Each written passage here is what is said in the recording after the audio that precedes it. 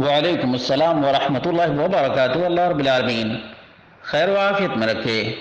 سوال یہ تھا کہ زکوٰۃ مدرسے میں دے سکتے ہیں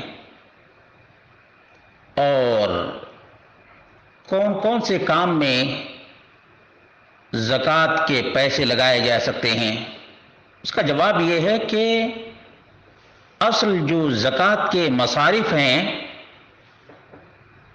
ان کو اللہ رب العالمین نے سورۃ التوبہ میں بیان کر دیا ہے۔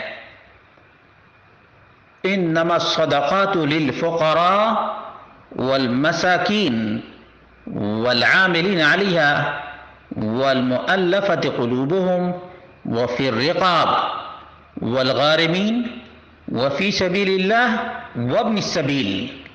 یہ 8 مصارف ہیں جن کا ذکر اللہ رب العالمین نے کیا ہے۔ موجودہ حالات میں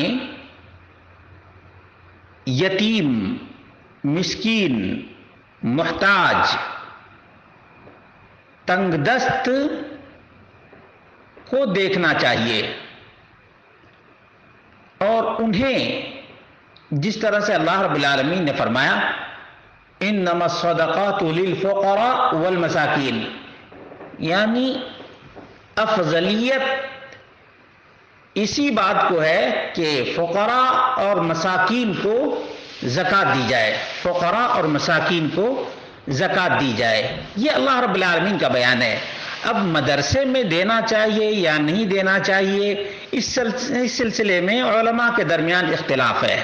البتہ جس مدرسہ میں صرف اور صرف مسکین بچے ہی پڑھتے ہیں، صرف مسکین اور محتاج جیسے یتیم بچے ہیں یہ سب پڑھتے ہیں، تو ان کو دینے میں کوئی حرج کی بات نہیں ہے، یا ان کے اوپر یا ان کی کتابوں کے خریدنے میں یا ان کے لباس خریدنے میں یا ان کے کھانے کا انتظام کرنے میں کوئی حرج کی بات نہیں ہے، کوئی حرج کی بات نہیں ہے۔ اور خاص طور سے وہ معلمین جو ان مسکین اور محتاج بچوں کو پڑھاتے ہیں ان کو بھی دینے میں کوئی حرج کی بات نہیں ہے۔ ھذا ما عندی واللہ اعلم بصواب۔